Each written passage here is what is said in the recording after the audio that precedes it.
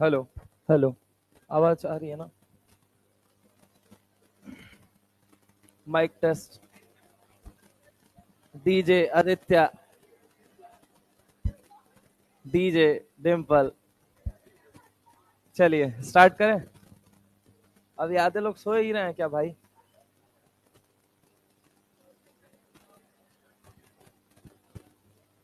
कोई ना, हो सकता है, ठंड का मौसम है, हमको भी नींद आती रहती है। बैठो भाई, चलो स्टार्ट किया जाए।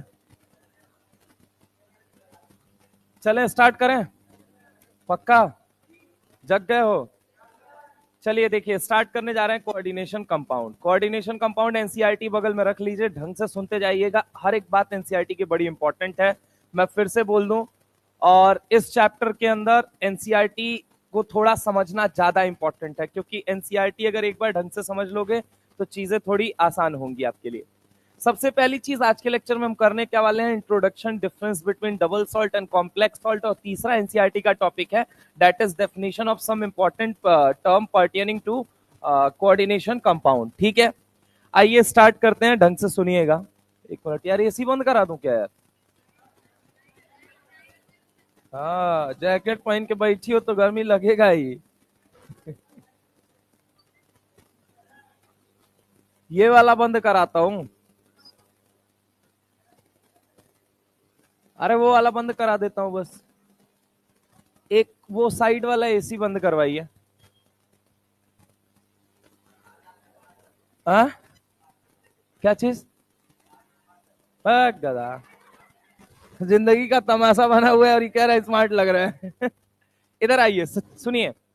इंट्रोडक्शन में आप देखेंगे तो इंट्रोडक्शन के अंदर एक बहुत इंपॉर्टेंट लाइन लिखी हुई है, आप लोग एनसीईआरटी के अंदर मार्क कर लीजिएगा इत्मीनान से, बस एनसीईआरटी देखते रहिएगा। क्या लिखा हुआ है? एनसीईआरटी कहती है chlorophyll, haemoglobin and vitamin B 12 are the coordination compound of magnesium, iron and cobalt. आगे क्या लिखती है? रेस्पेक्टिवली। वैरायटी ऑफ ऐसे बहुत सारे मेटलर्जिकल प्रोसेस हैं, ऐसे बहुत सारे मेटलर्जिकल प्रोसेस हैं इंडस्ट्रियल कैटलिस्ट के रूप में और एनालिटिकल रिएजेंट के रूप में हम इनका इन्वॉल्वमेंट लेते हैं। And the use of coordination compound, coordination compound also find many application in electroplating. किसके अंदर? इलेक्ट्रोप्लेटिंग। और इसके अलावा अगर हम बात करें टेक्सटाइल डाइंग, एंड इसके अलावा अगर हम बात करते हैं मेडिसिनल केमिस्ट्री। अब देखो, टेक्सटाइल डाइंग का मतलब क्या हो गया? कपड़ों के अंदर कलर देने के लिए हम इसका भरपूर उपयोग करते हैं। अब ढंग से सुनिएगा, पेन कॉपी छोड़ दीजिए, आप लोग पहले सुनिए बात को। एनसीईआरटी ने क्या क्या लिखा है? पहली बात लिखा है कि क्लोरोफिल के अंदर पाया जाता है कुछ, हीमोग्लोबिन के अंदर पाया जाता है कुछ, और इसके अलावा विटामिन बी 12, ठीक है, पाया जाता है कुछ। अब बात आती है कि एक तो क्लोरोफिल है, एक हीमोग्लोबिन है और एक विटामिन बी 12 है। इसके अलावा मेटलर्जिकल प्रोसेस है, इंडस्ट्रियल कैटलिस्ट है, एनालिटिकल रिएजेंट है। इसके अलावा इलेक्ट्रोप्लेटिंग है, टेक्सटाइल डाइंग है, और कहां पे? Medicinal chemistry. मेडिसिन के रूप में यूज करते हो, कपड़ों को कलर देने के रूप में यूज करते हो, इलेक्ट्रोप्लेटिंग करने के यूज में लेते हो। ठीक है, आप सिल्वर कोटेड प्लेट जो होता है, आप गोल्ड प्लेटेड जो कोट होता है, वो क्या होता है? वो बेसिक इलेक्ट्रोप्लेटिंग है। ठीक है, इसके अलावा एनालिटिकल रिएजेंट के रूप में काम लेते हो, इंडस्ट्रियल कैटलिस्ट और मेटलर्जिकल प्रोसेस। विटामिन बी 12 के अंदर भी पाया जाता है कोऑर्डिनेट कंपाउंड, हीमोग्लोबिन के अंदर भी और क्लोरोफिल के अंदर भी। एक एक चीज को पहले डिटेल रूप से समझते हैं, क्योंकि एनसीईआरटी की लिखी हुई हर एक बात आपको एक एक इन्फॉर्मेशन देती है। अगर आप जानना चाहते हैं कि एनसीईआरटी पहले पैराग्राफ में ये बात लिखती है और इनको एक्सप्लेन कहां करती है, तो मैं आपको बता दूं, सबसे लास्ट टॉपिक आप खोलिए अपने कोऑर्डिनेशन का, सबसे लास्ट टॉपिक खोलिए, सबसे लास्ट टॉपिक, सबसे लास्ट टॉपिक कोऑर्डिनेशन का जब आप खोलेंगे तब आपको पता चलेगा कि एग्जैक्टली वो कहां कहां पे कौन कौन सी बात लिखती है। Importance of coordination compound. अब ढंग से छोड़िए आप लोग, आपको वो ध्यान देने की जरूरत नहीं है, जितनी बातें बता रहा हूं मैं उसको ध्यान दीजिएगा। दोस्त, अगर सबसे पहली चीज बात करते हैं, एनसीईआरटी ने ऊपर एक लाइन लिखी है पहले पैराग्राफ पे, रेड कलर से देखो। अब मैंने उसको कन्वर्ट कर दिया, explain how coordination compound are the backbone of modern inorganic and bio inorganic chemistry in chemical industry. कैसे वो मतलब बैकबोन के रूप में काम करती है मॉडर्न इनऑर्गेनिक के अंदर, मॉडर्न बायो इनऑर्गेनिक के अंदर और केमिकल इंडस्ट्री के अंदर। देख बेटा, होता क्या है, बायोलॉजिकल इंपॉर्टेंस इसका बताता हूं। सबसे पहले बायोलॉजिकल इंपॉर्टेंस ये है कि 5 बातों के बारे में इंफॉर्मेशन दी गई है। कहां कहां दी गई है, कैसे कैसे दी गई है, सारी बातें बताता हूं। सबसे पहली चीज क्लोरोफिल, उसने पहला वर्ड क्या लिखा क्लोरोफिल के अंदर। तो क्लोरोफिल के अंदर आखिर क्या ऐसा पाया जाता है? दरअसल उसके अंदर पाया जाता है मैग्नीशियम। कौन पाया जाता है? मैग्नीशियम। आपको जो बात पता होनी चाहिए वो ये पता होनी चाहिए कि क्लोरोफिल के अंदर पाया क्या जाता है? मैग्नीशियम पाया जाता है। मैग्नीशियम क्या करता है? कोऑर्डिनेट कंपाउंड बना के ये पिगमेंट बनाता है। वो पिगमेंट किसके लिए रेस्पॉन्सिबल होता है? फोटोसिंथेसिस के लिए। किसके लिए? फोटोसिंथेसिस के लिए। दूसरा वर्ड लिखती है एनसीईआरटी हीमोग्लोबिन। आखिर हीमोग्लोबिन, अच्छा ऐसा मत सोचिएगा इनके ऊपर सवाल नहीं पूछा गया। आप पीवाईक्यूज उठा के देखेंगे तो आपको पता चलेगा कि पीवाईक्यूज में कितने सवाल इनके ऊपर पूछे गए हैं। हाँ वो अलग की बात है, पिछले 5 वर्षों में नहीं पूछे गए, लेकिन 5 वर्षों से पहले आप उठा के देखिए आईपीएमटीज के अंदर खूब पूछे जाते थे। एंड ये एनसीईआरटी ने अपने सिलेबस को रिड्यूस करने के बाद से इनको नहीं हटाया। इसका मतलब ये है कि वो सवाल बनाने पे आ जाए तो वो सवाल कहीं से भी बनाएगा, और ये ऐसे सवाल देखने को आपको मिलेंगे, मैं आपको बता रहा हूं। तो सबसे पहली चीज क्लोरोफिल के अंदर पाया जाता है मैग्नीशियम। दूसरी चीज अगर हम बात करते हैं हीमोग्लोबिन के अंदर क्या पाया जाता है? आयरन। हीमोग्लोबिन के अंदर क्या पाया जाता है? आयरन। अब अगर हम बात करें विटामिन बी 12 लिखती है, तो विटामिन बी 12 के अंदर कौन सा मेटल है जो कॉम्प्लेक्स बनाता हुआ पाया जाता है? कोबाल्ट। कौन पाया जाता है? कोबाल्ट। तो अगर हम आपसे बात करते हैं, सबसे पहली चीज आप याद रखेंगे कि क्लोरोफिल के अंदर मैग्नीशियम है, हीमोग्लोबिन के अंदर आयरन है, और इसके अलावा विटामिन बी 12 के अंदर कोबाल्ट है। अब आती है बात क्या? कार्बोऑक्सीपेप्टाइडेज। कार्बोऑक्सीपेप्टाइडेज क्या होता है? तो एक एंजाइम होता है, ठीक है। ये एक एंजाइम होता है, और ये अगर हम बात करते हैं तो ये क्या करता है? आरबीसी के अंदर इसका कुछ रोल होता है, ठीक है। अगर हम बात करें तो कार्बोऑक्सीपेप्टाइडेज होता क्या है? बेसिकली एक एंजाइम होता है, और एक एंजाइम किसके अंदर वर्क करता है? आरबीसी के अंदर। अगर हम बात करें इंसुलिन के अंदर, आप कहेंगे इंसुलिन तो कहीं दिया ही नहीं है इस चैप्टर में। जी हाँ सर, आप बायोमोलिक्यूल्स जाके चेक कीजिए, और उस बायोमोलिक्यूल्स चैप्टर में कोऑर्डिनेशन की एक लाइन लिखी हुई है, और वो लाइन लिखी हुई है इंसुलिन से रिलेटेड।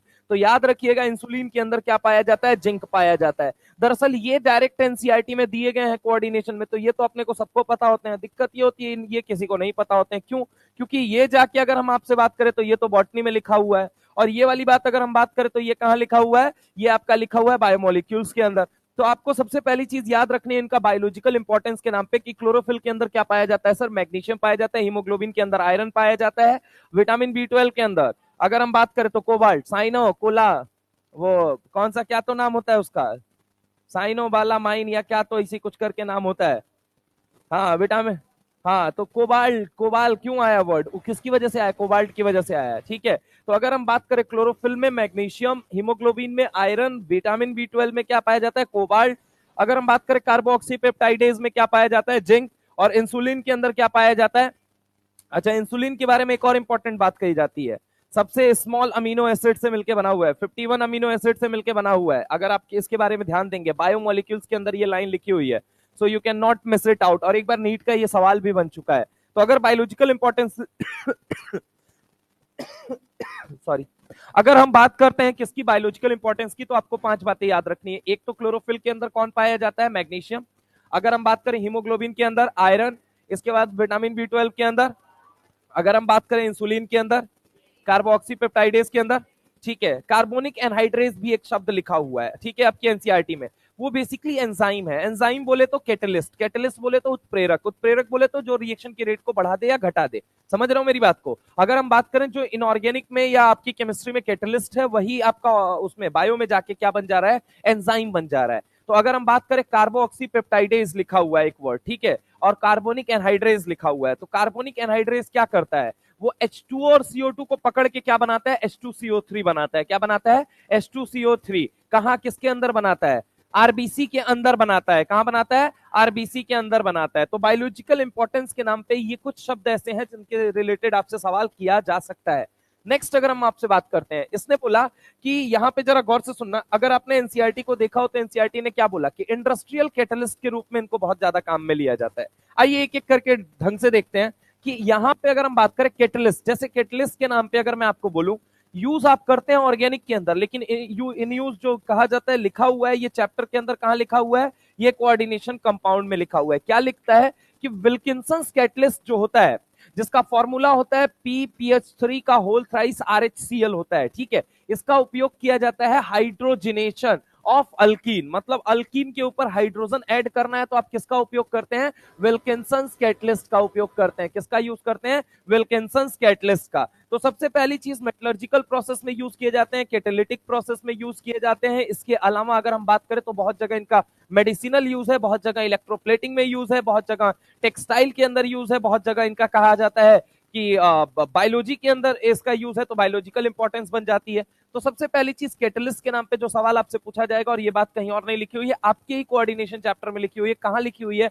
इंपॉर्टेंस के अंदर। तो आप याद रखेंगे कैटलिस्ट के तौर पे विल्किंसंस कैटलिस्ट का फॉर्मूला आपको याद रखना पड़ेगा। और ये काम क्या करता है? ये, अरे यार रुको ना, लिख लेना जाके आराम से, पहले सुन लो पहले ढंग से, कि विल्किंसंस कैटलिस्ट जो होता है ये कैटलिस्ट होता है, ये उत्प्रेरक होता है जो रिएक्शन की रेट को बढ़ाता है या रिएक्शन की रेट को घटाता है।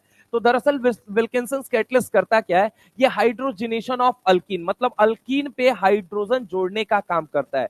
तो याद रखिए कि कैटलिस्ट के रूप में किसको काम में लिया जाता है? विल्किंसंस कैटलिस्ट। मेटलर्जी के अंदर अगर हम बात करें कि मेटलर्जी के अंदर इसका क्या यूज है, हालांकि मेटलर्जी अब केवल और केवल हमारी अच्छी यादों में है, उसका प्रैक्टिकल एनसीईआरटी से कोई लेना देना नहीं रहा। ये हमें जानना ये जरूरी है कि मेटलर्जी के अंदर आखिर इसे कैसे यूज किया जाता है। Extract metal like nickel, cobalt and copper from their ores. Ores दरअसल कहां पाए जाते हैं? मिट्टी में। अब मिट्टी में पाए जाते हैं तो उनके साथ इंप्योरिटी होगी। अब इंप्योरिटी है तो उस इंप्योरिटी को हटाना है, आपको मेटल को निकालना है, तो उसके लिए भी हम किसका उपयोग लेते हैं? कोऑर्डिनेशन कंपाउंड्स का। किसका यूज लेते हैं? कोऑर्डिनेशन कंपाउंड्स का। और जो बनता है वो भी क्या बनता है? Coordination compound. तो मेटलर्जिकल यूज एनसीईआरटी ने क्या बहुत क्लियर शब्दों में लिखा हुआ है, क्या लिखा है? क्लोरोफिल, हीमोग्लोबिन, विटामिन बी12 के अंदर पाए ही जाते हैं। साथ में मेटलर्जिकल प्रोसेस और इंडस्ट्रियल कैटलिस्ट के रूप में भी इनका उपयोग किया जाता है। आगे अगर हम आपसे बात करें तो ढंग से सुनिएगा, एनालिटिकल रिएजेंट। एनालिटिकल रिएजेंट वो रिएजेंट होते हैं जो लैब के अंदर एनालिसिस करने के काम में आते हैं। तो अगर मैं आपसे बात करूं इन ग्रुप 1 एनालिसिस, ग्रुप 1 किसे बोल रहा है? तो ग्रुप 1 बोल रहा है Ag प्लस को, और किसको बोल रहा है? Hg2+2 को, और किसको बोल रहा है? Pb+2 को। तो अगर हम बात करें, ये ग्रुप 1 के केटायन होते हैं। इन केटायन का टेस्ट करने के लिए, इन केटायन का टेस्ट करने के लिए, मान लीजिए एक कंटेनर है, उस कंटेनर के अंदर ये केटायन बने, तो इस केटायन का टेस्ट करने के लिए भी हम कई सारे कोऑर्डिनेट कंपाउंड का उपयोग लेते हैं। और कोऑर्डिनेट कंपाउंड के जरिए क्या होता है? मान लो सुटेबल रिएजेंट तुम डालोगे, कोऑर्डिनेट कंपाउंड के अंदर सुटेबल रिएजेंट आपने डाल दिया, अब क्या होगा कि ये उनके साथ कॉम्प्लेक्स बना के निकल जाएंगे। फॉर एग्जाम्पल मैं तुमसे बात करूं, ये AgCl, ये क्या बना के निकल जाएगा? Hg2Cl2, और ये क्या निकल जाएगा? PbCl2। यानी कि अब इससे हमें क्या कंफर्म हो जाएगा कि इसके अंदर क्या था? Ag प्लस था, Hg2+2 था, और क्या था? Pb+2 था। तो अगर मैं आपसे बात करूं कि इनको एनालिटिकल रिएजेंट के रूप में यूज लिया जाता है, एनालिटिकल रिएजेंट क्या होते हैं? जो ग्रुप 1 के केटायंस है ना, उनके टेस्ट की बार बार बात करेंगे हम इस चैप्टर के अंदर। तो याद रखिएगा, एनसीईआरटी ने इसीलिए आपको लिखा कि ये एनालिटिकल रिएजेंट के रूप में काम में लिए जाते हैं। समझ रहे हैं आप मेरी बात को? एनालिटिकल रिएजेंट के रूप में काम में लिए जाते हैं। बहुत सारे ऐसे हैं, बहुत सारे, एंड में जाके मैं टेस्ट बताऊंगा, तो टेस्ट के अंदर आपको समझ आएगा कि एनालिटिकल रिएजेंट के रूप में इन्हें क्या किया जाता है? काम में लिया जाता है। ठीक है, जैसे एजी की अगर हम बात करते हैं तो एजी के बारे में आप जाके पढ़िएगा कि एजी के जो क्लोराइड होते हैं वो वाटर इंसॉल्युबल होते हैं, लेकिन अमोनिया के साथ घुल के ये कॉम्प्लेक्स बना लेते हैं। ठीक है, तो वहां से हम Ag+ का भी टेस्ट कर लेते हैं। वैसे तो AgCl का पीपीटी ही जैसे बनेगा, तुरंत हमें पता चल जाएगा कि उस पर्टिकुलर कंटेनर के अंदर क्या प्रेजेंट था? ग्रुप 1 का केटायन जिसका नाम क्या था? Ag। समझ रहे हो? तो अगर हम बात करें कि इनको मेटलर्जी में भी यूज करते हैं, कैटलिस्ट के तौर पे भी यूज करते हैं, बायोलॉजिकल इंपॉर्टेंस भी, और साथ में एनालिटिकल रिएजेंट। आप एनसीईआरटी के स्टेटमेंट को गौर से अगर देखें तो उसने क्या लिखा? क्लोरोफिल में हीमोग्लोबिन, विटामिन B12 के बाद मेटलर्जिकल प्रोसेस, उसके बाद इंडस्ट्रियल कैटलिस्ट, उसके बाद एनालिटिकल रिएजेंट के रूप में काम में लिया जाता है। नेक्स्ट अगर हम आपसे बात करते हैं तो यहां पे क्या लिखता है? इलेक्ट्रोप्लेटिंग। इलेक्ट्रोप्लेटिंग का मतलब क्या है? KAgCN2 use for the uniform and thin plating of silver. आपको पता है सिल्वर की थिन प्लेटिंग अगर आपको कहीं करनी है तो उसके लिए हम एक कॉम्प्लेक्स का उपयोग करते हैं। उस कॉम्प्लेक्स का नाम क्या है? KAgCN2। क्या अगेन ये कोऑर्डिनेट कंपाउंड है या नहीं है? देखो, डब्बा जहां तुमको दिख गया, डब्बा दिख गया मतलब वो कोऑर्डिनेट कंपाउंड है। अगर डब्बा दिख गया मतलब वो कोऑर्डिनेट कंपाउंड 100% कंफर्म है कि होगा, वो कोऑर्डिनेट कंपाउंड होगा। तो मैंने क्या बोला कि KAgCN2 use for the uniform thin plating of silver. NCERT फिर इस बात को मेंशन करती है, आप पीछे वाले पेज पे देखेंगे तो आपको पता चलेगा। रुकना है गधा, अभी आराम से करना ना। इधर देखो, इसके अलावा अगर हम बात करते हैं KAuCN2, मतलब गोल्ड की अगर थिन प्लेटिंग आपको कहीं करनी है तो आप कॉम्प्लेक्स का यूज करते हो, तो use for the uniform and thin plating of gold, किसके लिए यूज किया जाता है? Uniform and thin plating of gold के लिए कॉम्प्लेक्स कौन है? KAuCN2। तो याद रखिएगा इनके लिए कि भाई अगर हम इनकी बात करते हैं KAgCN2 की, तो थिन प्लेटिंग ऑफ सिल्वर के लिए यूज किया जाता है। अगर हम बात करते हैं KAuCN2 की, यानी कि ये कहां यूज किया जाता है? थिन प्लेटिंग ऑफ गोल्ड के लिए।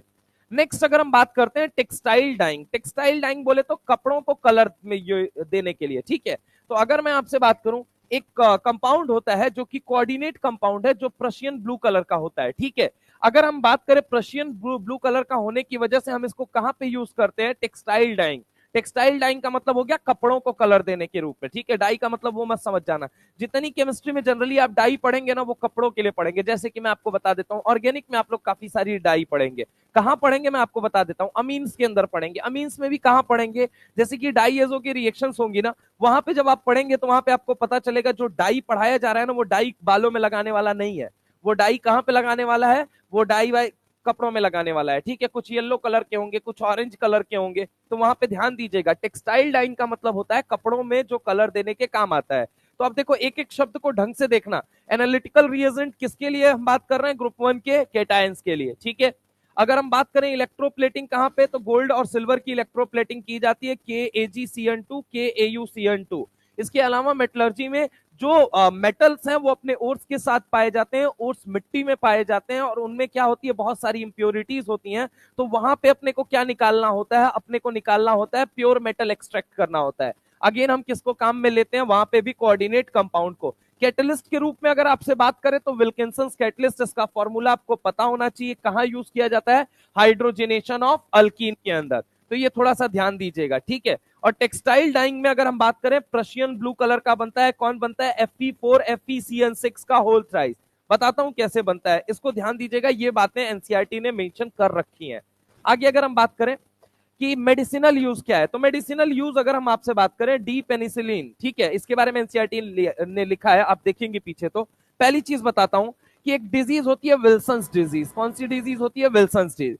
तो D penicillin is a chelating agent that removes copper. Actual में अगर हम आपसे बात करें, हमारे काम की बात यह है कि कॉपर एक्सेस हो जाता है ना बॉडी के अंदर, तब ये डिजीज प्रॉब्लमेटिक होती है। तो अपन क्या करते हैं? इंजेक्शन के थ्रू ये वाली चीज अपनी बॉडी के अंदर इंजेक्ट करते हैं। अब ये क्या करता है? ये जाता है और कैल्शियम के साथ, सॉरी, कॉपर के साथ क्या करता है? कोऑर्डिनेट कंपाउंड बनाता है और बॉडी से, समझ रहे हो ना, आगे से चाहे पीछे से निकल जाता है, समझ रहे हो? तो ये बात होती है। तो सबसे पहली चीज अगर हम बात करें विल्सन डिजीज के पीछे का कारण क्या है, ये एक पल के लिए कम इंपॉर्टेंट है। ये इंपॉर्टेंट है कि कॉपर, कॉपर एक्चुअल में किसके साथ कॉम्प्लेक्स बनाता है? तो डी पेनिसिलिन, ठीक है। अगर हम बात करें कि कॉपर क्या करता है, अगर कॉपर क्या करता है, एक्सेस ऑफ बॉडी में अगर फैल गया पूरी तरीके से, तो एक डिजीज कॉज करेगा। उस डिजीज से रोकने के लिए अपन इसका इंजेक्शन बॉडी के अंदर डालते हैं। इंजेक्शन डालेंगे तो ये क्या करेगा? ये जाके उस कॉपर के साथ कॉम्प्लेक्स बनाएगा और कहीं ना कहीं से बॉडी से बाहर निकल जाएगा। दूसरी अगर हम बात करें तो इसके बारे में लिखा गया है, ठीक है, डेस्फेरी ऑक्सियामीन, ठीक है, ऑक्सियामीन बी। अब ये क्या कहता है? Chelating agent. चिलेटिंग एजेंट कौन होते हैं? जो भी इस दुनिया में रिंग बनाने का काम करते हैं उन्हें कहा जाता है चिलेटिंग एजेंट। क्या बोला जाता है? Chelating agent. तो याद रखिएगा, चिलेटिंग एजेंट का मतलब होता है, या चिलेशन का मतलब होता है जो रिंग बनाने का काम करे। क्या करे? बोलो जल्दी। जो रिंग बनाने का काम करे, जो रिंग बनाने का काम करे, जो रिंग बनाने का काम करे, जो रिंग बनाने का काम करे, उसे हम क्या बोलते हैं? Chelating agent. का काम करे, जो रिंग बनाने का काम करे, उसे हम क्या बोलते हैं? Chelating agent. That remove excess of iron. क्या रिमूव करता है? बोलो जल्दी। Excess of iron. ये बात आपके लिए इंपॉर्टेंट है। विल्सन्स डिजीज में आप क्या रिमूव कर रहे हैं? कॉपर। और अगर हम बात करें कि इस पर्टिकुलर कॉम्प्लेक्स के लिए आप क्या रिमूव कर रहे हैं? आयरन। याद रखिएगा, दोनों का नाम सेम है, लगभग लगभग ऑलमोस्ट, और ये हो सकता है कंफ्यूजन क्रिएट कर दे। तो मैं आपकी जानकारी के लिए पहले बता देता हूं, यहां पे ध्यान से देखिएगा। ये क्या है? डी पेनिसिलिन, पेनिसल अमीन, ठीक है। और ये क्या है? डेस्फेरी ऑक्सीअमीन, ठीक है। डेस्फेरी ऑक्सीअमीन बी का उपयोग हम क्यों करते हैं? तो हम उपयोग करते हैं आयरन को रिमूव करने के लिए, ठीक है। और वहीं पे अगर हम बात करें ऊपर वाले कॉम्प्लेक्स का यूज करते हैं कॉपर को रिमूव करने के लिए। ये बातें एनसीईआरटी में दी गई हैं। इसके अलावा एनसीईआरटी क्या लिखती है कि EDTA is used in the treatment of lead poisoning. NCERT ये भी बात लिखती है कि लेड पॉइजनिंग के अंदर ईडीटीए का उपयोग करते हैं। कैसे उपयोग करते हैं? दरअसल मान लीजिए किसी इंसान को गोली वोली लग गई, ठीक है, तो उसकी बॉडी में क्या होगा, पूरी तरीके से लेड फैल जाएगा, ठीक है। जो बुलेट्स होती हैं, जो बुलेट्स बेसिकली होती हैं, वो लेड कोटेड होती हैं। तो लेड कोटेड होने की वजह से क्या होता है कि जब वो जैसे ही बॉडी के अंदर जाती हैं, जैसे ही बॉडी के अंदर जाती हैं पूरी तरीके से, और अंदर भी कुछ बारूद वारूद भरा रहता है, ठीक है, तो उसमें क्या करते हैं आजकल, मतलब बहुत एक्सपेंसिव बुलेट्स बन रही हैं, तो उसके अंदर अपन क्या करते हैं, बहुत सारी लेड्स वगैरह यूज कर लेते हैं। बस वो जैसे ही आप बॉडी के अंदर शूट हुई, बॉडी के अंदर शूट होने के बाद से क्या हो जाती है कि पूरी तरीके से लेड फैलने लगती है। अब लेड पॉइजनिंग से क्या हो सकता है, इंसान मर सकता है। आप सोचो कि लेड कितना पॉइजनस है सर, मतलब इसको किस एक्सटेंट तक हम पॉइजनस माने। सिंदूर खा सकते हो, बस इतना सोचना। सिंदूर खाने के लिए हमेशा घर में मना किया जाता होगा। काहे मना किया जाता होगा? सिंदूर उंदूर देखा, दूर रहो दूर रहो, नहीं मना किया जाता था? नहीं, तब तुम लोग खुरपाती नहीं रहे होगे, ठीक है। हम बहुत खुरपाती थे, तो पता है क्या करते थे, हमको ना मजा आता था। छोटे थे, बच्चे थे, तो मम्मी हमारी पकड़ के 2-3 बार जड़ दी थी। तो फिर बाद में हम जब बड़े हुए और जब पढ़े, तब जाके समझ में अच्छा ये हो सकता था, मर सकते थे, इसलिए मना करते थे। तो याद रखिएगा कि लेड जो होता है ना, ये लेड लेड आप समझ लीजिए ना, मैगी को बैन कर दिया गया था थोड़े दिन पहले, याद है? क्यों? क्योंकि उसके स्मॉल अमाउंट ट्रेस में उसमें लेड पाया गया था। मतलब भारत सरकार की चिंता का विषय बन गया था ये। भारत सरकार तो क्या ही चिंतित होगी, सुप्रीम कोर्ट की चिंता का विषय हुआ था। समझ रहा हूं मेरी बात को? तो सुप्रीम कोर्ट एकदम से परेशान हो गई थी, उसने बैन वैन लगा दिया था। भाई बहुत खतरनाक वो होता है, लेड बहुत खतरनाक होता है, पता ही नहीं है तुमको, सेकेंड्सों में मार देगा इंसान को। तो होता क्या है कि जब गोली वोली लग जाती है तो बॉडी के अंदर पूरा लेड पॉइजनिंग हो जाती है। अब उस लेड पॉइजनिंग से बचने के लिए, बचाने के लिए इंजेक्शन फिर से दिया जाता है, किसका? ईडीटीए का। तो फिर क्या होता है, जैसे ही बॉडी के अंदर ईडीटीए जाता है, कैल्शियम ईडीटीए का इंजेक्शन उठाया जाता है और उसको इंजेक्ट कर दिया जाता है बॉडी के अंदर। तो वो क्या करता है, अब कैल्शियम ईडीटीए है, मान लो, जैसे कि ऐसे समझो, हालांकि अभी आएगा आगे, कैल्शियम ईडीटीए है, कैल्शियम ईडीटीए, इसको लेके अपन क्या करते हैं, यूज करते हैं। तो ये क्या करता है, बॉडी के अंदर जाता है और बॉडी के अंदर जो लेड है ना, उसके साथ कॉम्प्लेक्स बना लेता है, और कॉम्प्लेक्स बना के बाहर निकल आता है। तो यहाँ पे ये पीबीईडीटीए बन के क्या कर लेता है, बाहर निकल आता है। तो याद रखिएगा आप लोग कि पीबीईडीटीए बन के ये क्या कर लेता है, बाहर निकल आता है। यहाँ पे अगर हम आपसे बात करें कि कैल्शियम ईडीटीए का इंजेक्शन बॉडी के अंदर दिया जाता है, तो ये क्या करता है, कैल्शियम को हटाता है, बॉडी के अंदर भेज देता है। अब बॉडी के अंदर कैल्शियम होगा भी तो कुछ बहुत बड़ी प्रॉब्लम नहीं है। क्यों बहुत बड़ी प्रॉब्लम नहीं है? क्योंकि बोन्स यूज कर लेंगे, तुम्हारी अदर मैकेनिस्टिक अप्रोच लग जाएगा वहां पे। तो याद रखिएगा, EDTA is used in the treatment of lead poisoning. इसके अलावा एनसीईआरटी एक और बात लिखती है कि कोऑर्डिनेशन कंपाउंड ऑफ प्लेटिनम, किसका? बोलो जल्दी, प्लेटिनम। वो हो सकता है तुमको ये कंफ्यूज भी करे, क्या कंफ्यूज करे, पैलाडियम लिख के, ठीक है। Effectively inhibit the growth of tumour. आप लोगों को पता है, ह्यूमन हेल्थ एंड डिजीज आप ही लोग पढ़ते हैं कि ट्यूमर जो होते हैं दो तरह के होते हैं, एक तो होते हैं बिग्निन और एक कौन सा होता है, मैलिग्नेंट। कौन सा वाला ज्यादा खतरनाक होता है? मैलिग्नेंट, ठीक है। तो होता क्या है कि दोनों तरह के ट्यूमर्स में, ठीक है, अगर हम बात करें डायरेक्ट कैंसर में, इसको लिख दिया जाता है कैंसर थेरेपी में काम आता है। भाई कैंसर थेरेपी मतलब बोले तो मैलिग्नेंट ट्यूमर, क्या लिखा हुआ है, मैलिग्नेंट ट्यूमर। तो याद रखिएगा, जो क्या होता है, ये कोऑर्डिनेशन कंपाउंड है प्लेटिनम का, और इसको उपयोग किया जाता है मैलिग्नेंट ट्यूमर जैसे बीमारियों को ट्रीट करने के लिए, ऑलमोस्ट कैंसर वाली स्टेज जो होती है, ठीक है। तो अगर हम बात करें, अच्छा एक बात बताओ, कैंसर है क्या exactly? Uncontrolled growth of cell. किसी भी सेल का ना अनकंट्रोल्ड ग्रोथ हो जाना, मतलब वो समझ रहे हो वो क्या है, वो कैंसर है। तो याद रखिएगा, coordination compound of platinum effectively inhibits the growth of tumour. और उसके लिए कौन सा यूज किया जाता है, सिस्प्लेटिन। इसे कहा जाता है एंटी कैंसरस ड्रग। क्या बोला जाता है? Anti cancerous drug. क्या बोला जाता है? Anti cancerous drug. तो याद रखिएगा, इसको बोला जाता है एंटी कैंसरस ड्रग। एंटी, अब नहीं बोलूंगा, बस सुबह सुबह क्या नाम ले रहे हो यार तुम लोग, ठीक है, समझ गया ना बस मेरी बात को। सिस्प्लेटिन का उपयोग किया जाता है एक बहुत गंदी बीमारी को ट्रीट करने के लिए, उस गंदी बीमारी का नाम आप लोगों को पता है, ठीक है। सुबह सुबह अच्छी बातें करो यार। लेड पॉइजनिंग का उपयोग किया जाता है, इंसान मरने वाला हो, गोली वोली लग गई हो, तो उसके अंदर यूज किया जाता है। इसके अलावा याद रखिएगा कि अगर हम बात करें, डेस्फेरी ऑक्सी अमीन का यूज किया जाता है आयरन को रिमूव करने के लिए। कॉपर को रिमूव करने के लिए किसका उपयोग किया है? ठीक है। तो ये चार बातें एनसीईआरटी के अंदर मेंशन्ड है, और ये चार बातें आपको पता होनी चाहिए। इसके अलावा अगर हम बात करें कैटलिस्ट के रूप में, तो किसे याद रखेंगे? विल्किंसंस कैटलिस्ट। कहां यूज किया जाता है? Hydrogenation of alkyne. मेटलर्जी के अंदर कैसे यूज है? Extraction of metal from their ore. क्यों? क्योंकि ओर कहां पाए जाते हैं? मिट्टी में। और मिट्टी में पाए जाते हैं तो उनके अंदर क्या प्रेजेंट होगी, इंप्योरिटीज। आगे अगर हम बात करते हैं एनालिटिकल रिएजेंट, एनालिटिकल रिएजेंट बोले तो ग्रुप 1 के केटायन के टेस्ट में काम आते हैं। किस में काम आते हैं, ग्रुप 1 के केटायन के टेस्ट में। ग्रुप 1 का केटायन बोले तो Ag प्लस, Hg2 प्लस और Pb प्लस 2, ठीक है। इसके अलावा इलेक्ट्रोप्लेटिंग में तो कौन यूज आता है, KAgCN2। और उसके बाद से अगर हम बात करें टेक्सटाइल डाइंग के अंदर तो प्रसियन ब्लू, ठीक है, इसका हम उपयोग करते हैं। तो याद रखिएगा ये वाला, इसको हम बोलते हैं फेरी फेरोसाइनाइड। क्या बोलते हैं, फेरी फेरोसाइनाइड। इसका एक और नाम होता है, इसका नाम क्या होता है, फेरी फेरोसाइनाइड, जो कि कपड़ों को कलर देने में यूज किया जाता है। अब आइए एक एक करके हम चीजों को देखते हैं। यहां पे अगर हम बात करें, सवाल सबसे पहला कैसा बनाएगा, सवाल ये है, इन अ फेरिक सॉल्ट K4FeCN का whole 6 Prussian blue colour is obtained which is a, कौन सा हो जाएगा, कौन सा हो जाएगा, ठीक है। अब देखो, अब यहां पे ये बात लिखता है कैसे बनता है, ये सुनिए, सवाल आपको इंफॉर्मेशन इसकी भी देगा। बोल रहा है कि हमने क्या लिया, K4 लिया और क्या लिया, FeCN का होल 6। अब इसको हम किससे ट्रीट करते हैं, जरा गौर से सुनिएगा, तो इसको हम ट्रीट करते हैं Fe+3 से। किससे ट्रीट करते हैं, Fe+3 से। कह रहे हैं ना, फेरिक सॉल्ट को जब आप ऐड करोगे किसके साथ, K4FeCN6, अब Prussian blue colour is obtained which is. अब सुनो जरा गौर से, कैसे देखोगे, देख बेटा, जितना केटायन आगे जुड़ा रहता है ना, जितना केटायन आगे जुड़ा है, इट मींस डब्बे पे उतना ही नेगेटिव चार्ज है। क्या बोला मैंने, जितना केटायन अगर आगे जुड़ा हुआ है, इट मींस डब्बे पे उतना ही क्या है, नेगेटिव चार्ज है। अब एक बात था, इस केटायन को जोड़ के रखने के लिए, इस केटायन को जोड़ के रखने के लिए तुझे अट्रैक्शन देना पड़ेगा या नहीं देना पड़ेगा। अगर तुम्हारे डब्बे पे चार्ज न्यूट्रल होगा, तुम्हारे डब्बे पे कोई चार्ज होगा ही नहीं, तो कोई तुमसे केटायन एनायन क्यों जुड़ेगा, सिंपल सी बात है। अगर आपके ऊपर मान लीजिए नेगेटिव चार्ज है तो आपसे केटायन जुड़ जाएगा, आपके ऊपर पॉजिटिव चार्ज है तो आपसे एनायन जुड़ जाएगा। अरे हाँ ना बोलो भाई। तो अगर मैं तुमसे बात करता हूं, के कितने में रहता है, के रहता है +1। कितने के हैं बताना जरा, 4। तो 4 इंटू +1 कितना हो गया, +4।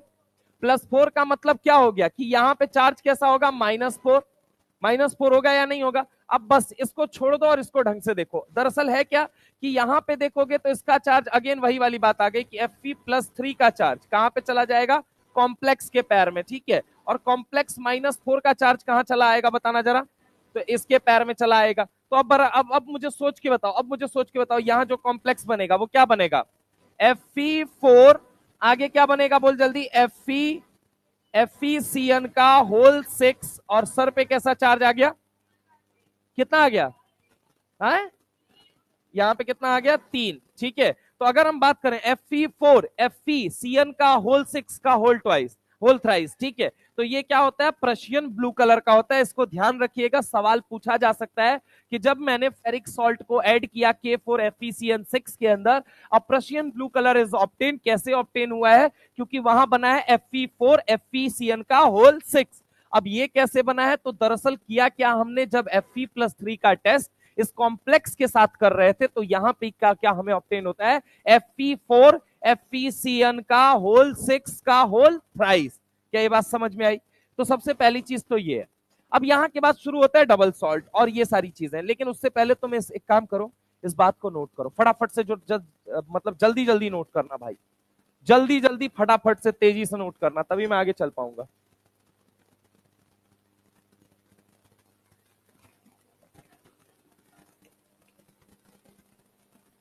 इसके पीछे वाला कुछ नहीं है, एनसीईआरटी की वही लाइन है, पहली लाइन उठा के एक्सप्लेन किया है, पहला और लास्ट टॉपिक को कनेक्ट किया है कि आखिर कैसे एनसीईआरटी की लाइन से वो रिलेटेड है। अरे नहीं भाई, एनसीईआरटी मत लिखो ना तुम, एनसीईआरटी को मार्क करना और नोट्स में जो बात लिखनी है वो लिखो ना बस। ये बात लिखो कि क्लोरोफिल के अंदर डायरेक्ट लिखो मैग्नीशियम पाया जाता है, ये सब एनसीईआरटी में लिखा गया और तुमको पता है पिगमेंट कौन सा रेस्पॉन्सिबल है फोटोसिंथेसिस के लिए। नोट्स में सिर्फ वो बातें लिखो जो आपकी एनसीईआरटी में नहीं लिखी हुई है, वैसे सब कुछ एनसीईआरटी में लिखा हुआ है। हाँ सही बात है, ऐसी कोई बात ही नहीं है जो एनसीईआरटी ना लिखती हो, बस ये बात तो तुमको समझ नहीं आती है वो, क्योंकि वो जिस आईक्यू के साथ लिखती है ना, वो आईक्यू के साथ तुम समझ नहीं पाते हो बस।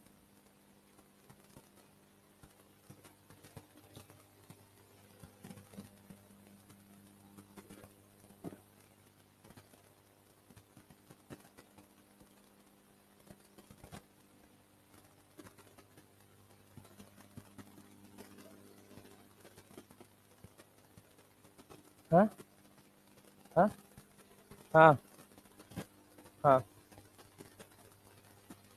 अब यार इतना हम डर्मेटोलॉजिस्ट वाली स्टडी किए नहीं है, सर्च करके बता सकते हैं।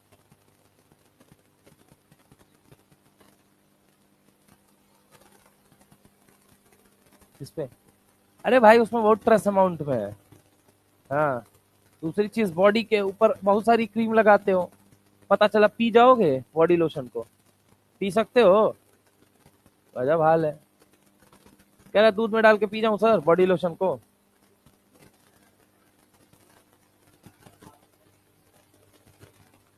Small amount. अरे तो खाना अलग चीज है, लगाना अलग चीज है भाई। मो- कौन चीज? ट्रेस अमाउंट में खाया था। नहीं, हम नहीं बोलेंगे।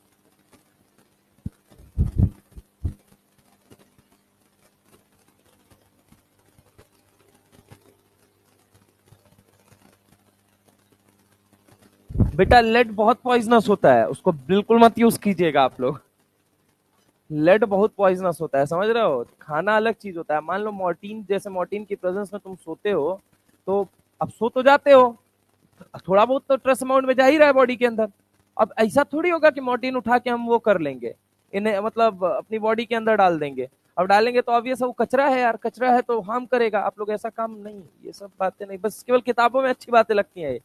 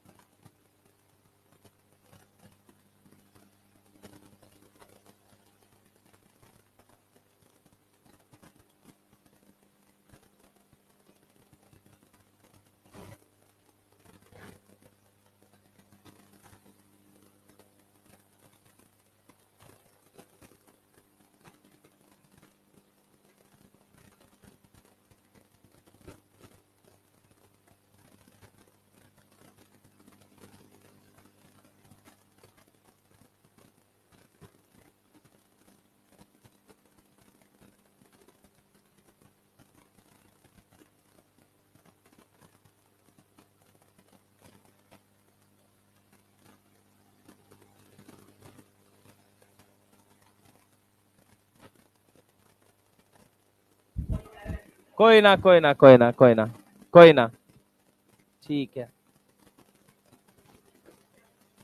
मतलब अगले 5 साल भी अनडेवलप्ड बिहार रहने वाला है।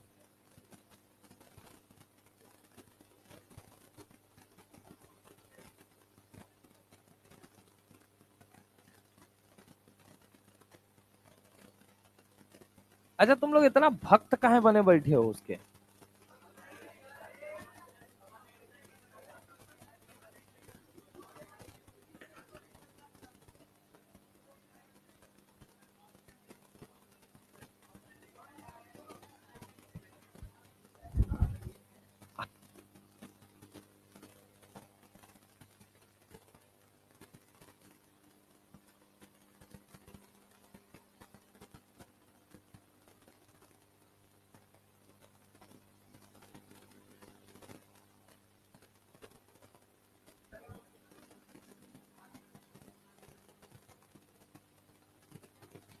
मतलब हर आदमी के, मतलब बिहार में हर आदमी के अंदर करप्शन बैठा हुआ है ना।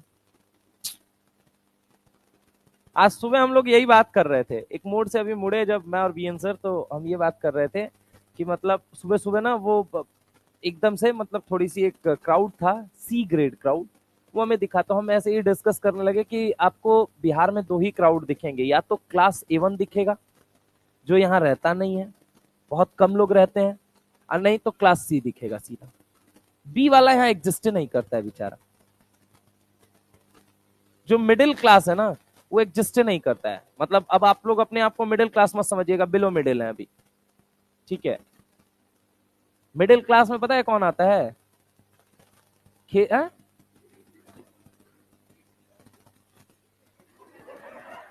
Kind of, kind of, yes yes, बिल्कुल सही बात है, काइंड ऑफ।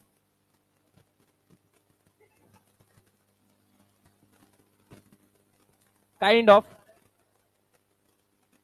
किसका? अच्छा, ए सब शॉर्ट हो जाएगा।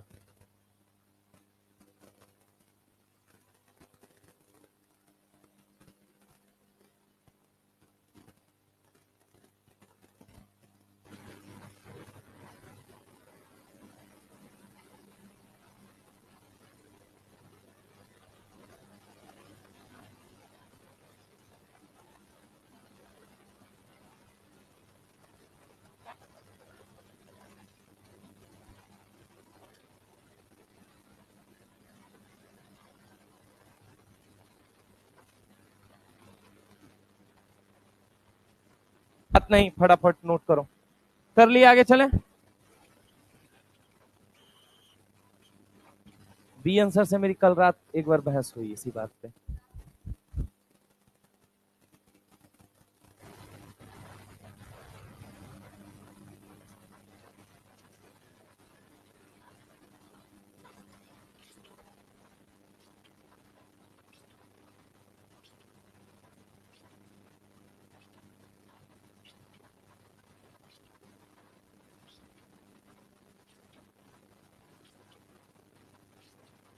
पोजीशन में जो रहने का मजा है वो कहीं और नहीं है। लिखते रहो डिंपल भाभी, तुम मुंह देखने लगे यार हमारा। चलो छोड़ो, तो हम नहीं, बाद में बताएंगे भाई, पहले नोट करो तुम लोग।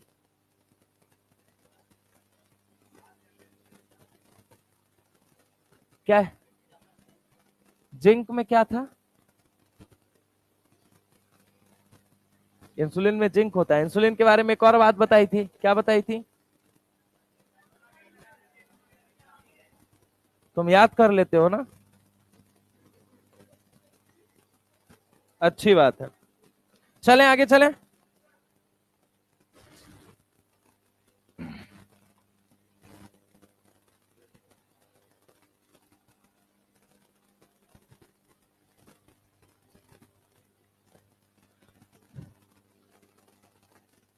क्या?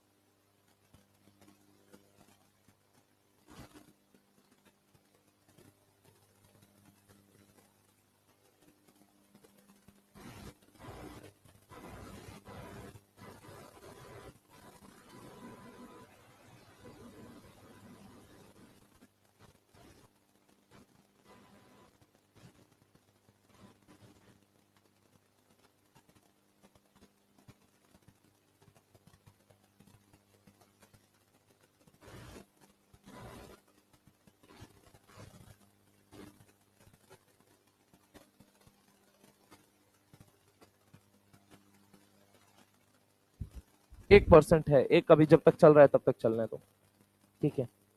यहां पे सुनो, अगर हम तुमसे बात करते हैं, सबसे पहली चीज सुनना, आपने क्या किया, आपने सबसे पहले क्या लिया, एक ग्लास पानी लिया, ठीक है। अब एक ग्लास पानी का मतलब क्या हो गया कि इसके अंदर पूरी तरीके से क्या है, एक्वस है, एक्वा है, समझ रहे हो। एक्वा किसको बोला जाता है, पानी को। आज के बाद पानी को पानी मत बोलना, इनऑर्गेनिक जब तक कोऑर्डिनेशन में चले क्या बोलना, एक्वा। अब इसके अंदर आपने क्या डाला, सॉल्ट वन डाल दिया, क्या डाल दिया बोलिए जल्दी, सॉल्ट वन। आपने कोई भी एक सॉल्ट लिया उसको डाल दिया, लेट सपोज दैट मैंने कहा आपसे, आपने क्या किया, आपने एक सॉल्ट के पैकेट लिया और इसके अंदर डाल दिया आपने। अब डालने के बाद पूरी तरीके से मिक्स कर लिया। दूसरी जगह पे अगर हम आपसे बात करें तो आपने दूसरे एक ग्लास का पानी लिया और इसको क्या कह दिया आपने, aqueous solution of salt 2। Aqueous solution of salt 2 कहने का मतलब क्या है, पानी लिया, पानी के अंदर सॉल्ट को डाल दिया। अब दोनों को मिक्स करके, दोनों को पूरी तरीके से प्रॉपरली मिक्स करके आप कहां इकट्ठा करके लाए, एक कंटेनर में। कहां लेके आए, कंटेनर के अंदर। अब कंटेनर के अंदर लेके आए तो जरा गौर से समझना, कंटेनर के अंदर लाने के बाद आपने क्या किया, इसको भी इसमें डाल दिया और इसको भी इसमें डाल दिया, दोनों को आपस में मिक्स कर दिया। अब जैसे ही मिक्स किया, अब इसको रख दो किस पे, बर्नर पे। किस पे रख दो, बर्नर पे। अब जैसे ही आप इसको बर्नर पे रखोगे तो ये क्या करना शुरू करेगा, ऑब्वियस है, सबसे पहले ये वाली लेयर हीट होगी। लीट हो, यहाँ पे अगर हम बात करें हीट, जैसे ही ये इस लेयर को हीट करेगा, धीरे धीरे करते करते अब एनर्जी कहां ट्रांसफर होनी शुरू होगी, आगे ट्रांसफर होनी शुरू होगी। फिर वो आगे आगे करते करते करते करते एक समय बाद वो क्या करके उड़ना चाहेगा, भाप बन के उड़ना चाहेगा। क्या करके उड़ना चाहेगा, भाप बन के उड़ना चाहेगा। भाप बना के तब तक उड़ाते रहो, तब तक उड़ाते रहो जब तक कि आपको क्या नहीं मिल जाता है, क्रिस्टल नहीं मिल जाता है।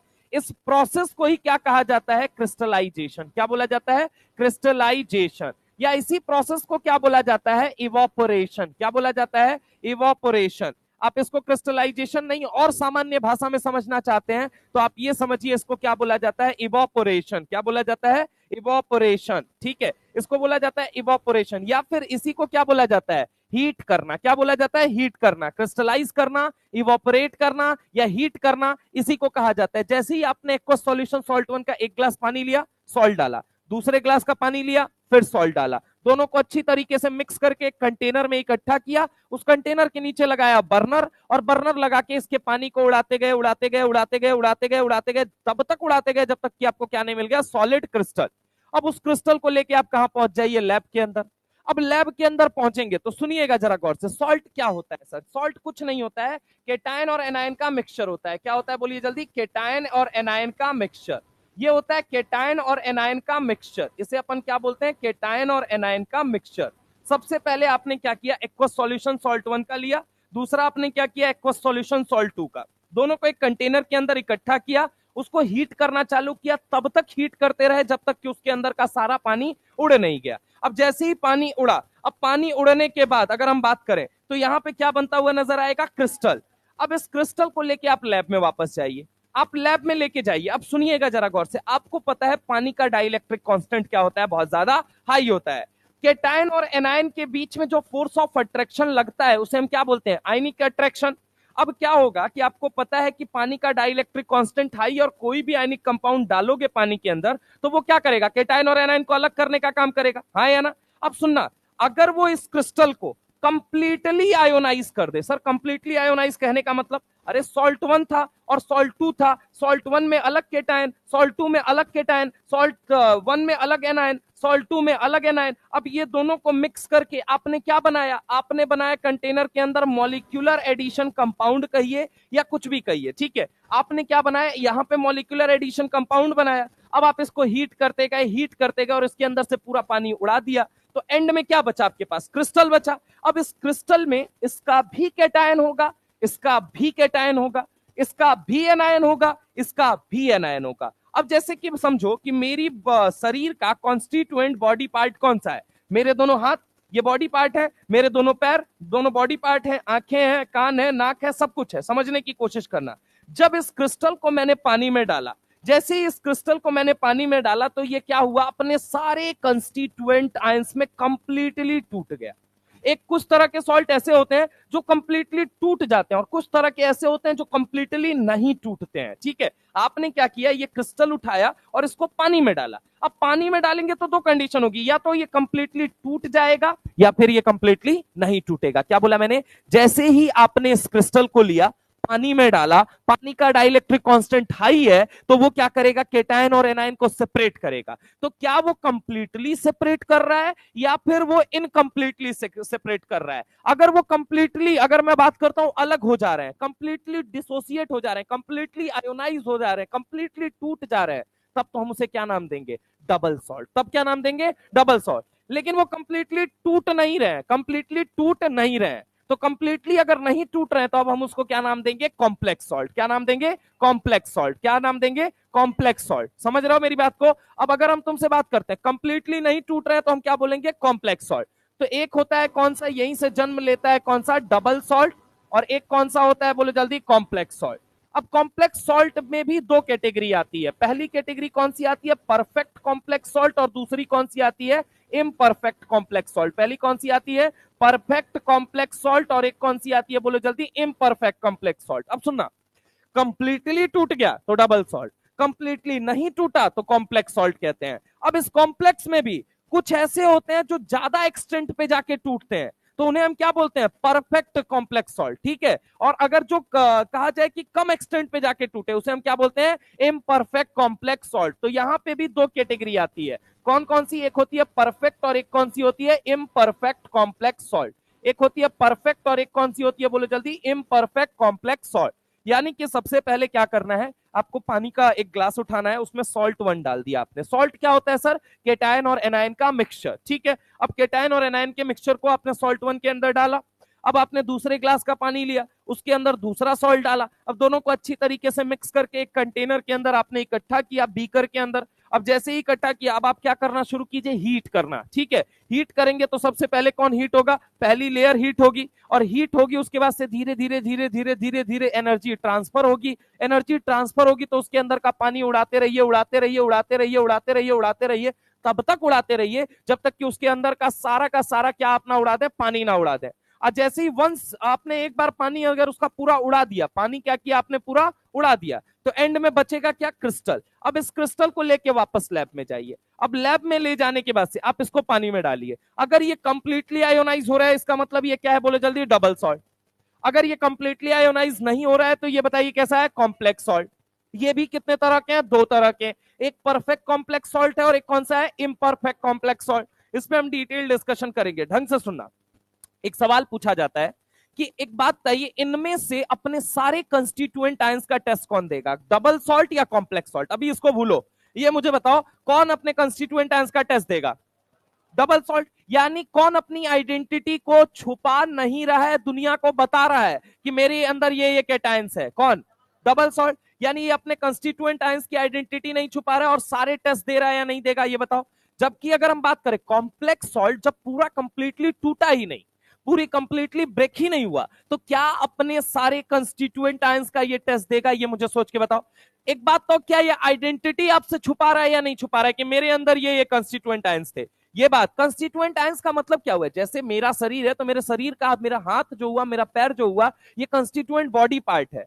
तो वैसे ही जो ये क्रिस्टल बना हुआ है ना, इसके अंदर कौन कौन से आयंस हैं, कौन कौन से एनायंस हैं, ये क्या है, इसके कंस्टिट्यूएंट आयंस हैं जिनसे मिलके बना है। कंस्टिट्यूएंट शब्द का मतलब होता है जिनसे मिलके बना जाए, तो शब्द कंस्टिट्यूएंट का मतलब है कि ये जो क्रिस्टल है ये कुछ आयन और कुछ कैटायन से मिलके बना हुआ है। क्या ये अपने सारे कंस्टिट्यूएंट आयंस का टेस्ट देगा या नहीं देगा, तो ये डिपेंड करेगा कि वो डबल सॉल्ट है या वो कॉम्प्लेक्स सॉल्ट है। अगर वो डबल सॉल्ट है तो वो कंप्लीटली आयोनाइज होता है। क्या बोला मैंने, बोलो जल्दी, अगर वो डबल सॉल्ट है तो कंप्लीटली आयोनाइज होता है। अगर वो कंप्लीटली आयोनाइज हो रहा है मतलब कंप्लीट अपने जो जो आयन से मिलकर बना हुआ था उनमें टूट रहा है, तो सारे आयंस का टेस्ट करना इजी होगा या मुश्किल होगा, ये बताना। इजी होगा, यानी ये अपने सारे कंस्टिट्यूएंट आयंस का टेस्ट देगा। अच्छा एक बात बताओ, जब कंप्लीटली आयोनाइज हो गया, कंप्लीटली शब्द क्या बोल रहा हूं मैं, कंप्लीटली आयोनाइज, एक ही शब्द काम का है आपके लिए, क्या बोला मैंने, कंप्लीटली आयोनाइज। जैसे ही कंप्लीटली आयोनाइज जैसे शब्दों का इस्तेमाल किया, कंप्लीटली मतलब क्या होता है, पूरी तरीके से। अगर कोई टूट रहा है तो अपने सारे आयंस का टेस्ट देगा, यानी वो अपनी आइडेंटिटी आपसे छुपा रहा है या आपको बता रहा है, ये मुझे बता रहा है। जबकि मैं कह रहा हूं ये कंप्लीटली आयोनाइज नहीं हो रहा है, यानी कि ये कंप्लीटली डिसोसिएट नहीं हो रहा है, यानी कि ये कंप्लीटली टूट नहीं रहा है, यानी कि ये अपने सारे कंस्टिट्यूएंट आयंस का टेस्ट नहीं देगा, यानी कि ये अपनी आइडेंटिटी को क्या करेगा, छुपाएगा। तो सिंपल सी अगर हम बात करें, आपका कोऑर्डिनेट कंपाउंड क्या होता है? कॉम्प्लेक्स सॉल्ट होता है। क्या होता है? Complex salt. सुनिएगा ढंग से, आपने एक सॉल्यूशन लिया, आपने एक बीकर के अंदर मिक्स किया, बीकर को हीट करते गए, पानी को उड़ाते गए, पानी को उड़ाते उड़ाते आपके हाथ में क्या बचा? क्रिस्टल। इस क्रिस्टल को आपने वापस कहां डाला? पानी में। जैसे ही आपने पानी के अंदर इस क्रिस्टल को डाला है, अब ये कंप्लीटली अगर आयोनाइज हो चुका है तो हम इसे क्या बोलेंगे? Double salt. अगर नहीं हो रहा है तो नाम क्या है? जो कंप्लीटली आयोनाइज होगा वही अपने सारे आयंस का टेस्ट देगा और वही क्या करेगा? अपनी आइडेंटिटी को नहीं छुपाएगा। लेकिन जो कंप्लीटली आयोनाइज ही नहीं हो रहा है, जो पूरी तरीके से टूट ही नहीं रहा है, जो पूरी तरीके से डिसोसिएट ही नहीं हो रहा है, कैसे उसके सारे कंस्टिट्यूएंट आयंस का टेस्ट कर पाओगे? कर पाओगे? तो आंसर है नहीं। तो क्या ये अपने आयंस की आइडेंटिटी को छुपाता है या बताता है? ये मुझे बताओ। छुपाता है। तो एनसीईआरटी क्या लिखती है? ढंग से सुनिएगा। एनसीईआरटी ने क्या लिखा है एग्जैक्ट, अगर आप लाइन को देखेंगे तो एनसीईआरटी ने इनके बारे में क्या लिखा है? Difference between double and complex salt क्या कहता है? Both double salt as well as complex are formed by the combination of two or more than two stable compounds, ठीक है, in the stoichiometric ratio. yes, mark the word. ये सवाल बड़ा important बना लेगा कि जो आप सॉल्ट की मिक्सिंग कर रहे हैं, ये फिक्स प्रपोर्शन बाय वेट से कर रहे हैं या फिर non fix proportion by weight से कर रहे हैं? तो याद रखिएगा, फिक्स प्रपोर्शन बाय वेट। क्या बोला मैंने? Fix proportion by weight. However, they differ in the fact that, ये इस बात से मतलब डिफर करते हैं, that double salt such as carnallite, that is KCl.MgCl.6H2O, फिर बोलते हैं मोहर सॉल्ट FeSO4.NH4 का होल ट्वाइस SO4.6H2O, इसको हम क्या बोलते हैं? फेरस अमोनियम सल्फेट, या फिर हम क्या बोलते हैं? मोहर सॉल्ट। पोटाशलम K2SO4.Al2SO4 का होल थ्राइस 24 वाटर, ठीक है, इसको प्रिसाइज में इंपेरिकल वे में लिख दिया उसने, ठीक है। तो अगर हम बात करें कि KAlSO4 का whole twice dot 24 water, actual में क्या है? K2SO4, अरे काट दिया यार, K2SO4.Al2SO4 का होल थ्राइस डॉट 24 वाटर, इसको काट के सिंपल लिख दिया है, ठीक है, etcetera. Dissociate into simple ion completely, word क्या लिखा? Completely. when dissolve in water, मतलब उस क्रिस्टल को जब पानी में डाला गया, when dissolve in water, however such complex ions, when dissolve in water, however complex ions such as FeCN6 का whole 4 minus of K4FeCN6 do not dissociate into Fe plus 2 and Cn minus ion। कहने का मतलब क्या है कि जो double salt है वो कंप्लीटली अपने आयंस में टूटेगा, और कंप्लीटली अपने आयंस में टूटेगा तो अपने सारे कंस्टिट्यूएंट आयंस का टेस्ट देगा, यानी कि वो आइडेंटिटी आपसे नहीं छुपाएगा। और अगली बात कह रहा है, however complex ion such as FeCN का whole 6 of K4FeCN6 do not dissociate into Fe2 plus and Cn minus ion, यानी कि ये अपने सारे कंस्टिट्यूएंट आयंस में कंप्लीटली नहीं टूट रहा है, तो अपने सारे कंस्टिट्यूएंट आयंस का टेस्ट नहीं देगा। यानी कि अगर हम ये बात करें कि कंस्टिट्यूएंट आयंस का टेस्ट नहीं दे रहा है, इट मींस वो अपनी आइडेंटिटी को छुपा रहा है या बता रहा है। तो आंसर क्या होगा? छुपा रहा है। क्या ये बात समझ में आया है? नहीं है? सबसे पहले ये पूरी कॉपी में लिखो, ठीक है। एनसीईआरटी में हर एक बात लिखी हुई है, ढंग से बस उसको फोकस कीजिए। जो एक तरह के केटायन एक तरह के एनायन से मिलकर बना हो, NaCl, KCl, बताने के लिए तो मैं बता दूं यार, लेकिन मतलब नहीं है उसका, किसी एग्जाम में आज तक नहीं पूछा गया। पढ़े थे ना तुम, डबल सॉल्ट से पूछा गया। हाँ बोलो, एक्वस से नहीं मिक्स करोगे? कहाँ मिक्स कर? हाँ किसमें? क्रिस्टल डायरेक्ट में। क्रिस्टलवा किसका क्रिस्टल मिक्स करोगे? दोनों सॉल्ट का क्रिस्टलवा बनाओगे कैसे? दोनों को बनाओगे कैसे? उसी प्रोसेस से आओगे ना। तो थोड़ा आसान करके बता दिया जा रहा है, मतलब तुमको अच्छा नहीं, डाइजेस्ट नहीं हो रहा है।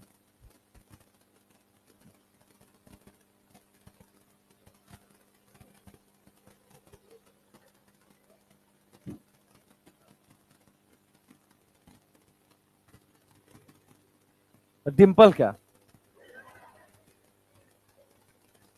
बेटा हम तुमको पकड़ लेंगे, याद रख लेना। फिर डिंपल भाभी छूट जाएंगे अभी पीछे। डिंपल को तो इसलिए थोड़ा सा मतलब कि थोड़ा हम अखिलेश के प्रशंसक हैं यार।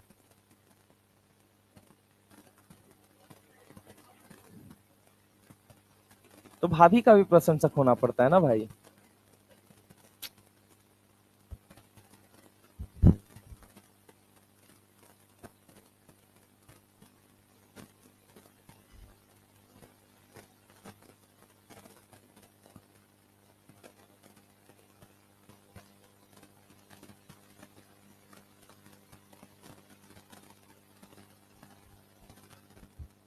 आवाज आ रही थी ना? हाँ ठीक है, अभी एक लेक्चर चलेगा।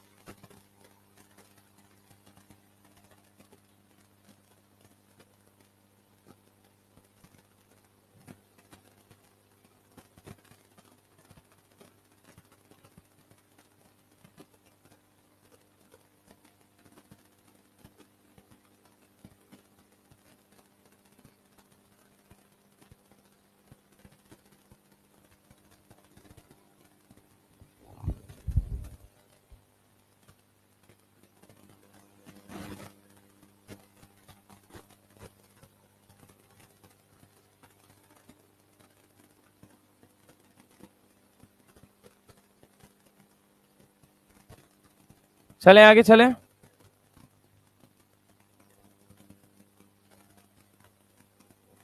चलिए एनसीईआरटी में देखिए ढंग से, अब ढंग से देखिए।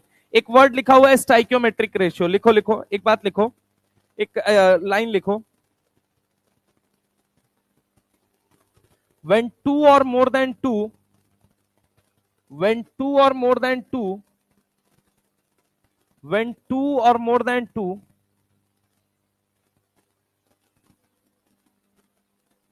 when two or more than two aqueous solution of aqueous solution of aqueous solution of salt are mixed in fixed proportion by weight are mixed in fixed proportion by weight bracket में लिख लोगे stoichiometric stoichiometric stoichiometric bracket में लिख लोगे stoichiometric ratio. Fix proportion by weight bracket में लिख लोगे stoichiometric ratio are mixed in fix proportion by weight, then double salt and complex salt are formed then double salt and complex salt are formed then double salt and complex salt are formed। ठीक है,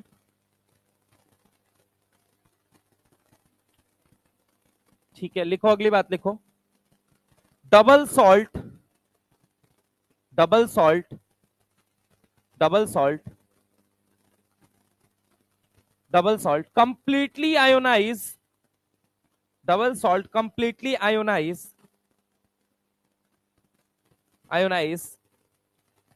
and do not hide the identity of hide hide do not hide identity of its constituent ion do not hide the identity of its constituent ion and give all the test of its constituent ion of its constituent ion when dissolved in water when dissolved in water। अगली line लिखो।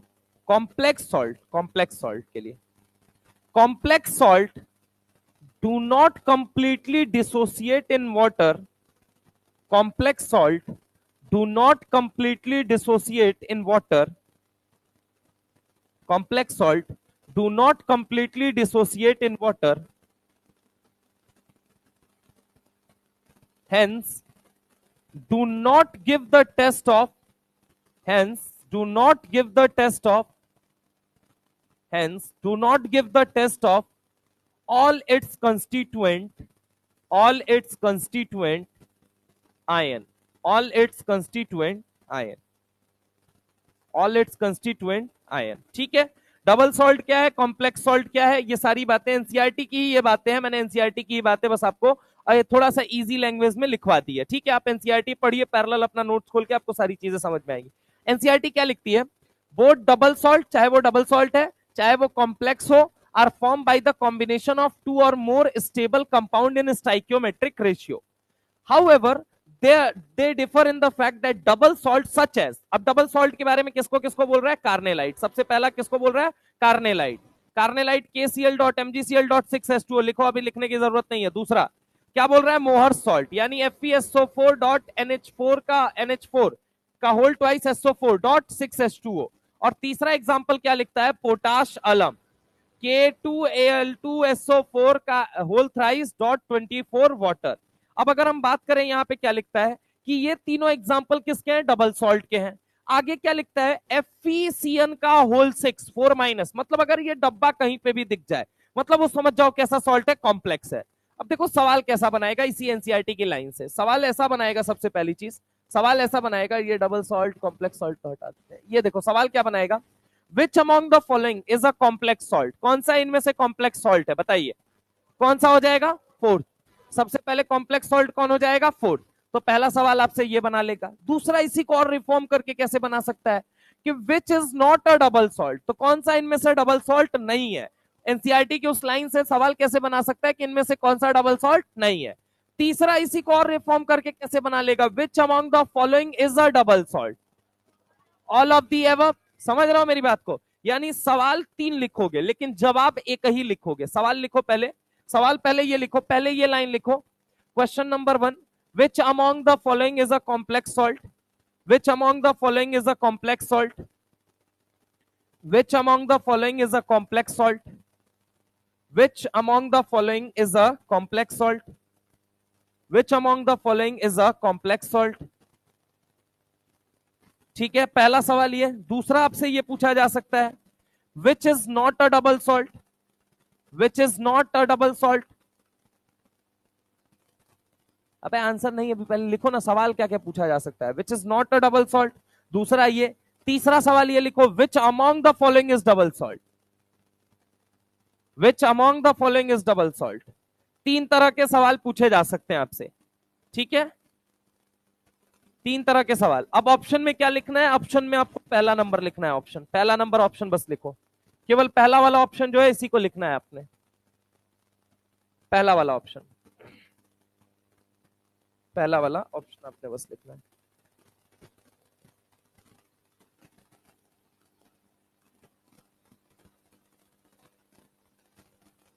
ये रहा ना चारों option, चारों option वाला लिखो answer, option number 1,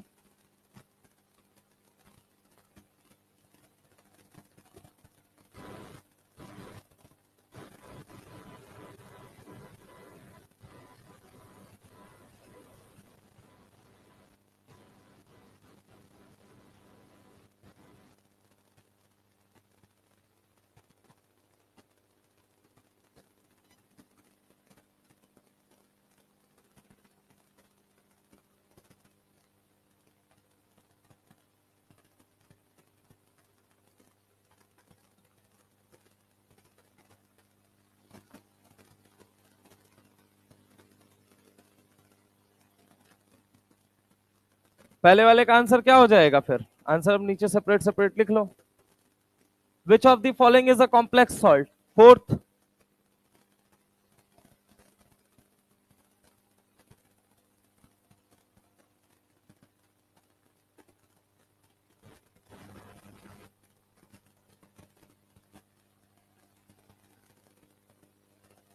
चले,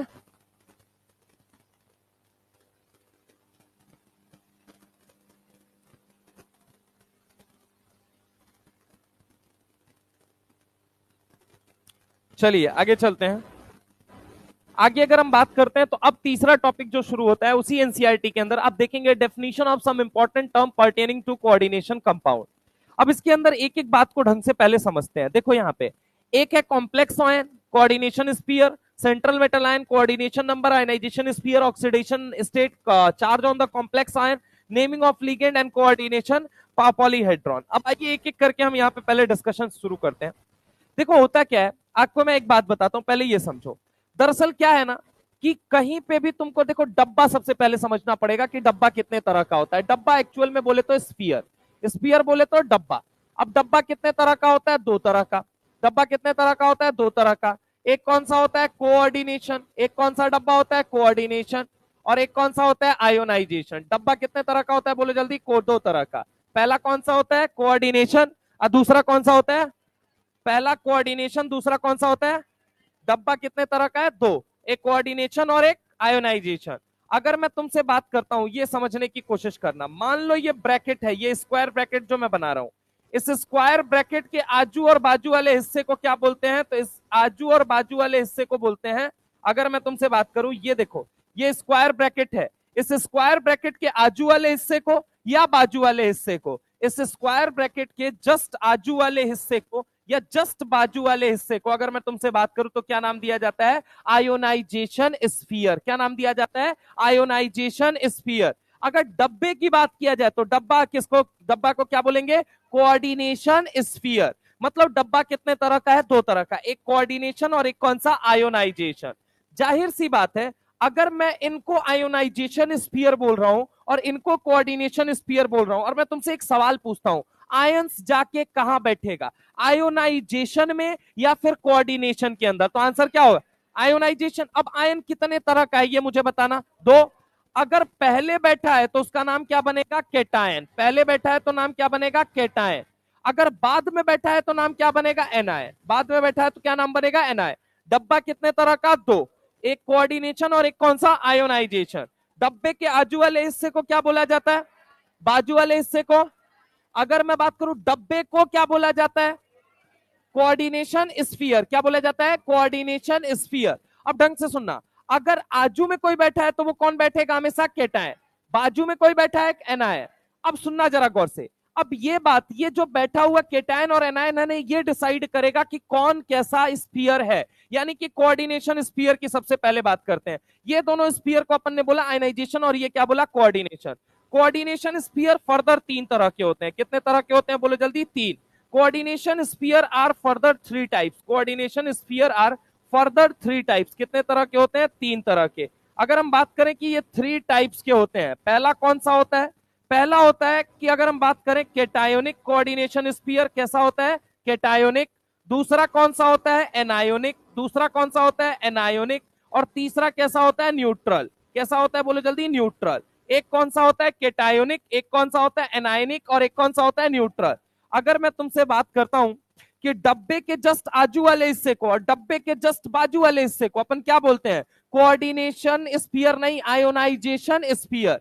आयन कितने तरह के होते हैं? दो।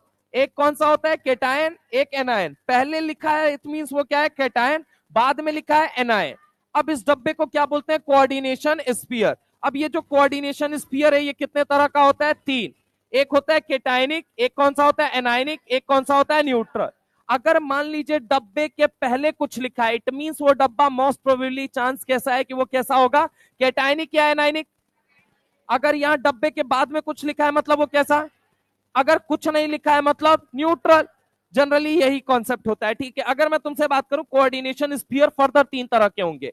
एक कैसा होगा? केटायनिक, और एक कौन सा होगा? एनायनिक, और एक कौन सा होगा? न्यूट्रल। अब तीसरा सवाल उठता है। तीसरा सवाल ये है कि अब ये मुझे बताइए, दूसरा पहले तो यहीं पे हेडिंग डाल लेते हैं। पहला तो कोऑर्डिनेशन स्फीयर कितने तरह के हैं। दूसरा सवाल, कोऑर्डिनेशन स्फीयर के अंदर कौन कौन रहता है। अगर मैं सवाल ये पूछूं कि कोऑर्डिनेशन स्फीयर के अंदर कौन कौन रहता है, तो कोऑर्डिनेशन स्फीयर के अंदर आखिर कौन रहता है, तो ढंग से सुनिएगा। कोऑर्डिनेशन स्फीयर के अंदर इलेक्ट्रॉन लेने वाला और इलेक्ट्रॉन देने वाला। कौन कौन? बोलो जल्दी। इलेक्ट्रॉन लेने वाला और कौन सा? बोलो जल्दी। इलेक्ट्रॉन देने वाला। एक होता है इलेक्ट्रॉन लेने वाला और एक कौन सा होता है? बोलो जल्दी। इलेक्ट्रॉन देने वाला।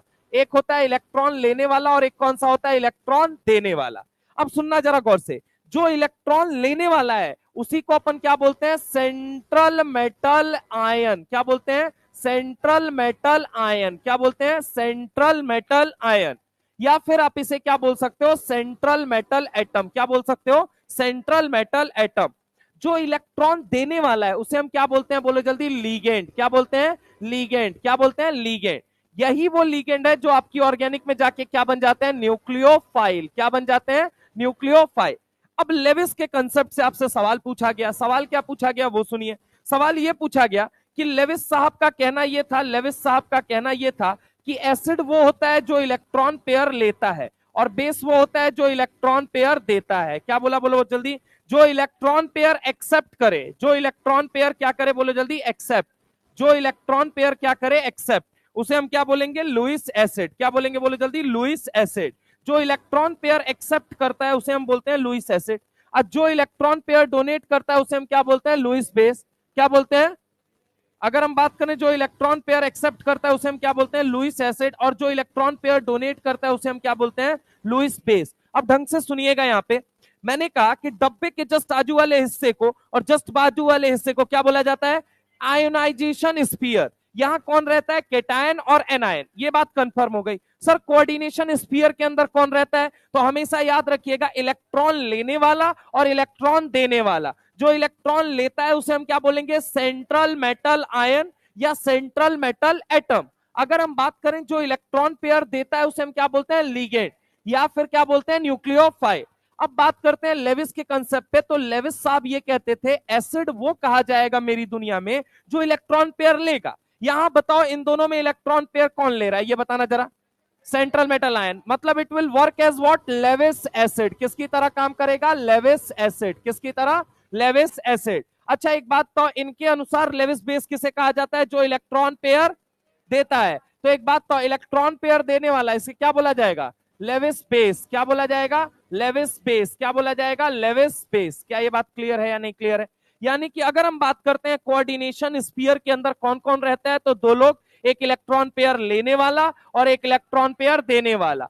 जो इलेक्ट्रॉन पेयर लेता है उसे अपन क्या बोलेंगे, सेंट्रल मेटल आयन या सेंट्रल मेटल एटम। और जो इलेक्ट्रॉन पेयर देता है वो क्या होता है, लीगेंड या न्यूक्लियोफाइल। अब बात करते हैं लेविस साहब, तीन तरह की थ्योरी है, अरेनियस थ्योरी है, ब्रॉन्स्टेड एंड लॉरी थ्योरी है, और लेविस थ्योरी है। तो लेविस थ्योरी के अकॉर्डिंग एसिड और बेस किसे माना जाता है, जो इलेक्ट्रॉन पेयर लेता है उसे हम क्या बोलते हैं, लेविस एसिड, और जो इलेक्ट्रॉन पेयर देता है उसे हम क्या बोलते हैं, लेविस बेस। अब देखिए जरा गौर से सुनिएगा, क्या है कि हमने ये समझ लिया कि मेटल है और लीगेंड है, दो चीजें तो कोई फिक्स है। अब यहां के बाद सबसे पहला जो एनसीईआरटी लिखती है वो क्या लिखती है, हालांकि ये लास्ट में लिखा गया लेकिन आपको समझना जरूरी है, कोऑर्डिनेशन पॉलीहेड्रॉन। इसका मतलब क्या होता है कोऑर्डिनेशन पॉलीहेड्रॉन का, कि आखिर जो लीगेंड है वो मेटल को अप्रोच कर रहा है। क्या कर रहा है, मेटल को अप्रोच। ऑब्वियस है, एक को इलेक्ट्रॉन चाहिए, दूसरा इलेक्ट्रॉन देने के लिए रेडी है, तो एक इलेक्ट्रॉन देगा और दूसरा इलेक्ट्रॉन लेगा। तो इस बेसिस पे क्या बनते हैं, अलग अलग कोऑर्डिनेशन पॉलीहेड्रॉन बनते हैं। कहीं ऑक्टाहेड्रल बनेगा, कहीं स्क्वायर प्लानर बनेगा, कहीं टेट्राहेड्रल बनेगा। लीगेंड किस तरीके से मेटल आयन को अप्रोच कर रहा है, इससे हम ये डिसाइड करेंगे कि उसका कोऑर्डिनेशन पॉलीहेड्रॉन कैसा बनेगा। खैर हम ये नेक्स्ट टर्न पे कंटिन्यू करेंगे, अभी के लिए बस इतना ही। स्वस्थ रहिए, मस्त रहिए, जबरदस्त रहिए और पढ़ाई में व्यस्त रहिए। इसको पूरा रिवाइज करके आइएगा, क्योंकि अगले टर्न पे बहुत सारे सवाल होंगे और उन सबको करने के लिए ये सारी बेसिक इंफॉर्मेशन बहुत जरूरी होगी।